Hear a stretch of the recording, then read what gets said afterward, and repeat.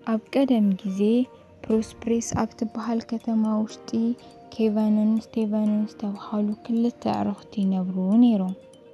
ክልቲኦም ካብ ቆልዖም ጀሚሮም ብሓደ ዝዓበዩ ኣዕርኽቲ እንትኾኑ እውን ኬቨን ዓዳኝን ናይ ዕንጨይቲ ስራሕ ዝሰርሕ በብመዓልቱ ናብ ጫካ እንዳኸደ እንስሳትን እንዳዓደንን ዕንጨይቲ ቆራሪፁ ብምሻጥ ይመሓደር ነይሩ። ስቲቨን ድማ ሰነፍን ስግብግብን ሰብ ነይሩ። ኣብቲ እዋን ኣብ ጥቓ እቲ ከተማ ዝርከብ ጎቦ ሓደ ሓዊ ዝተፍእ ድራጎን መፂኡ። እዚ ድራጎን እንድሕር ጠሚዎ ካብቲ ጉድጓድ ውሽጢ ወፂኡ ነቲ ከተማ ብሓዊ ስለ ዘቃፅል ናይቲ ከተማ መንግስቲ በብመዓልቱ ብጣዕሚ ብዙሕ ምግቢ እንዳወሰዱ ኣቐሚጦምሎም ይምለሱ ነይሮም። ኬቨን ብዛዕባ እዚ ድራጎን ስለ ዝሰምዕ ናብቲ ጫካ ስለ ዘይኸይድ ኬቨን ናብቲ ጫካ ንኸይኸይድ እቶም ወታደራት መፂኦም ንስቴቨን ነጊሮም ወረቐት ሂቦምዎ። ኬቨን ዝበሃል ቆልዓ ኣይፈትዎን። ናብቲ ጎቦ ወፂኡ እንተተቐተል እንኳ ኣይሓዝነሉን። ብዛዕባ እቲ ድራጎን ምንም ዘይሰምዐ ኬቨን ምሸት ንዓርኩ ንምርካብ ናብ ስቴቨን ከይዱ። ከመይ ኢኻ ኬቨን? ብጣዕሚ እዩ ዝغርር። ነቲ ገዛ ዘሙቐሉ ዕንጨይቲ ስለ ዘይብለይ ናብቲ ጎቦ ወፂኻ ዕንጨይቲ ከተምፅኣለይ ትኽእል ዶ? እዋ ዓርኬ ሕጂ ዋላ እንተመሲሕ ሒዘልካ ክመፅእ እየ። እቲ የዋህ ኬቨን በቲ ምሸት ናብቲ ጎቦ ክወፅእ እንተሎ እቲ ድራጎን ፊት ንፊት ረኺብዎ።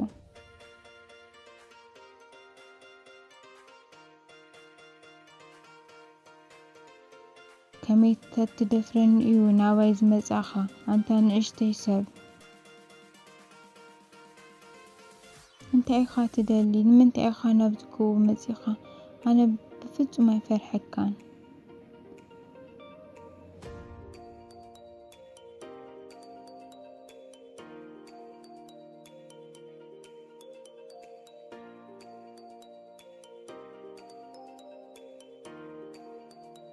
ስቲቨን ኬቨን ዝሞተ መሲልዎ ኣብ ገዝኡ ማዕጾ ኮይኑ እንዳሰሓቐ ነይሩ። እቲ ዕንዝር ኬቨን በቲ ድራጎን ተበሊዑ ካብ ሕጂ ንድሕር ኣይምለስን። ኬቨን ተመልሱ ክመፅእ እንተሎ ስቲቨን ብጣዕሚ ደንጊጹ። ስቲቨን እንታይ እናገበርካ ኢኻ ዘለኻ? ንኽመውት ደሊኻ ነይርካ። ናብቲ ጎሞ ዝለኣኽካኒ? ናብቲ ጎቦ ክወፅእ እንተለኹ ሓደ ዓብይ ድራጎን ኣጓኒፉኒ ክበልዐኒ ክብል ቀቲለዮ። ከመይ ድራጎን ቀቲልካ? ብዛዕባ እዚ ድራጎን ምንም ኣይሰማዕካን?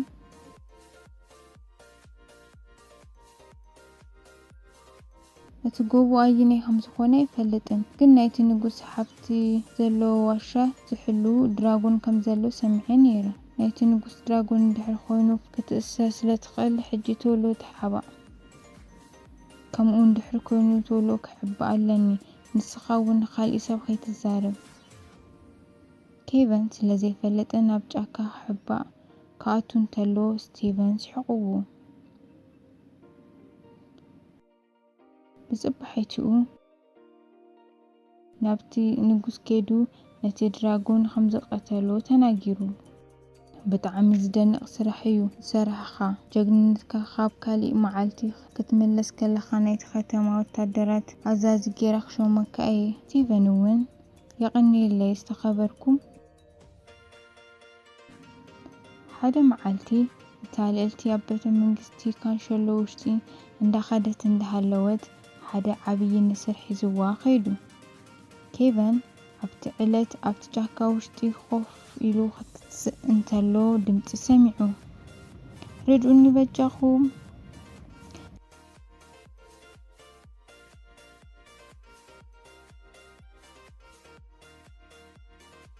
ኬቨን እውን ወዲያው ቀስቲ ክውርውር ናይቲ ንስር ክንፍ መንኮብ ስለ ዝሃረሞ ደሙ ክንጠባጠብ እንተሎ እቲ ዝንጠባጠብ ደም እንዳሰዓበ ናብቲ ንስር ዋሻ በፂሑ። ኬቨን ናይቲ ንስር ዋሻ ብጣዕሚ ዝሰመጠ ስለ ዝኾነ ንምውፃእ ስለ ዘይክእል ስቴቨን ክሕግዞ ንዕኡ ንምፅዋዕ ወሲኑ። እቲ ንጉስ ነታ ልዕልቲ ምጥፋኣ ብጣዕሚ ስለልሕዘኖ ስቴቨን ጀግና መሲልዎ ንክሕግዞ ኣፀዊዕዎ። ስቴቨን እታ ልዕልቲ ብንስር ተወሲዳ ኣላ፣ ጀግና እንድሕር ኮንካ ብፍጥነት ንክተምፅአሊ ይደሊ እየ። ስቴቨን ነቲ ንስር ብጣዕሚ ስለዝፈርሖ ኣብ ገዝኡ ኣፍ ደገ ኮፍ ኢሉ መስተ እንዳሰተየ ኬቨን ናብኡ መፅዩ። ኬቨን ካብ ኢኻ ዝመፃኻ እቲ ንጉስ እንድሕር ሪኡካ ክኣስረካ ይኽእል እዩ። ስቴቨን ኣብቲ ጫካ ኮፍ ኢለ እንዳሃለኹ ዓብይ ንስር ነታ ልዕልቲ ብምሓዝ ናብቲ ዋሻ ውሽጢ ሒዝዋ ኣትዩ ኣሎ። ናብቲ ዋሻ ውሽጢ ኣቲኻ ንምውፃእ ኣፀጋሚ ስለዝኾነ ኣቲና ክንውፃእ እንተለና ንክትሕግዘኒ ደልየ ነይረ ዝመፃኹ። ሎሚ ንዛ ዕንዝር ቆልዓ ካብዚ ዋሻ ውሽጢ ኣይወፅን። እሺ ሕጂ ብፍጥነት ኺድ።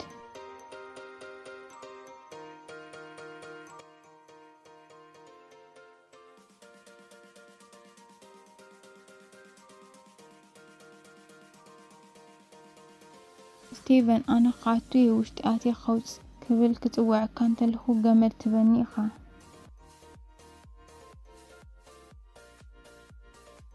እሺ ፀገም የለን ኣነ ክሕግዘካ እየ በቃ።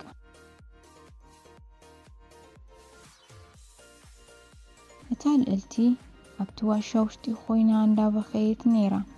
እቲ ንስር እውን ድምፂ ሰሚዑ ክወፅ እንተሎ ምስ ኬቨን ተራኺቦም።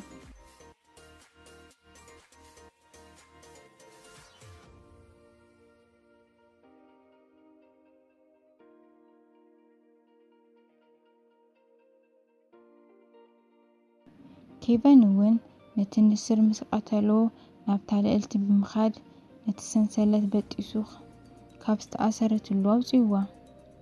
ከመይ ኢኺ ድሓን ዲኺ? እታ ልዕልቲ ናይ ኬቨን ጅግንነት ሪኣ ብጣዕሚ ገሪምዋ።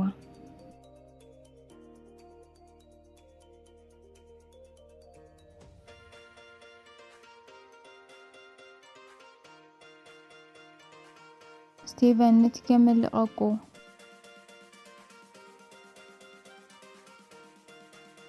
እቲ ገመድ ምስ መፀ ኣብ ሕቑኡ ኣሲርዎ። ስቴቨን እቲ ገመድ ብጥንቃቄ ሰሓቦ።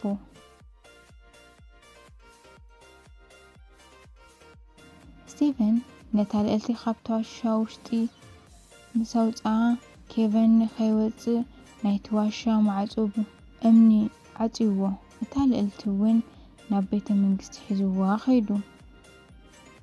ስቴቨን እቲ ማዕፆ ክፈተለይ ንምንታይ ዓፂኻኒ? ነቲ ገመድ ልቐቐለይ።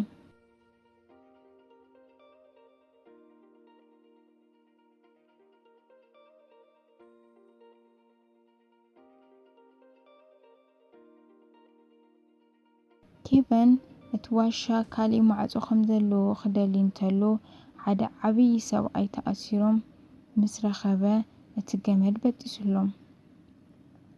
ኣታ መንእሰይ ካብ ዝተኣሰርኩሉ ስለ ዝፈትሓኻኒ ብጣዕሚ ይቐኒየለይ። እቲ ዋሻ ካሊእ መውፅኢ ስለ ዘለዎ ንውፃእ ሰዓበኒ። ኣነ ናይቲ ዋሻ መውፅኢ ማዕፆን እንዳደለኹ ነይረ ስለ ዝሓገዙኒ ይቐኒየለይ። እታ ልዕልቲ ዝኾነ ዘይተናገረት ኮይኑ ግን ኬቨን ኣብቲ ዋሻ ውሽጢ ዝሞተ መስልዋ ብጣዕሚ ሓዚና ነይራ። እቲ ንጉስ እውን ንስቴቨን እታ ልዕልቲ ስለ ዝምርዖ ንክዳልዎ ነጊርዎ። እቲ ንጉስ እውን ኣብቲ ከተማ ነታ ልዕልቲ ስቴቨን ካብ ንስር ከም ዘድሓናን ብማስታወቅያ ንክንገር ገይሩ። ኬቨን እውን ካብቲ ዋሻ ወፂኡ ናብቲ ከተማ ክመፅእ እንተሎ መፍለጢ ሪኡ ብጣዕሚ ደንጊፁ። ኬቨን እውን ነታ ልዕልቲ ነቲ ንጉስ ንምርካብ ዓብይ ሰብ መሲሉ ናብ ቤተ መንግስቲ ምእታው ክኢሉ።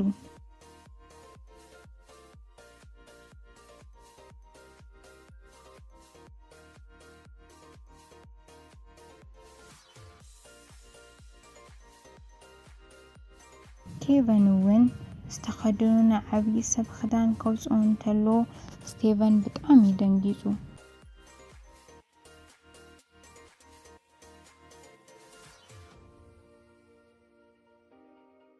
ዝተኸበሩ ንጉስ ኬቨን ይበሃል። ነታ ልዕልቲ ካብቲ ንስር ዘድሓንክዋ ኣነ እየ። እወ ቦይ ንዓይ ኣብቲ ዋሻ ንበይነይ እንዳሃለኹ ካብቲ ንስር ዘድሐነኒ ንሱ እዩ።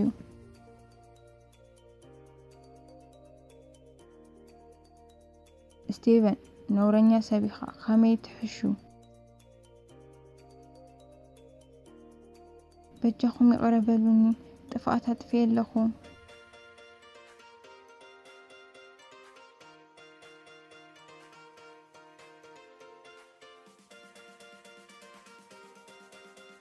ዝተኸበሩ ንጉስ ስቴቨን በተደጋጋሚ ብዕርክነት ናብ ብዙሕ ነገር ዘጥፍአ እንተኾነ እውን ይቕረየ ኢለዩ ኣለኹ።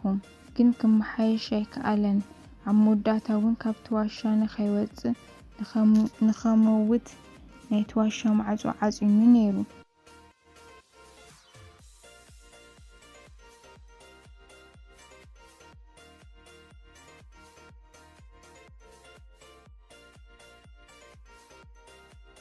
ኬቨን በጃኻ ይቐረበለኒ። እቲ ንጉስ ስቴቨን ንኽእሰር ወሲኑሉ። ኬቨን ዘጥፋእኹ ነገር ይቕረበሉኒ ኣጥፍኤ እየ።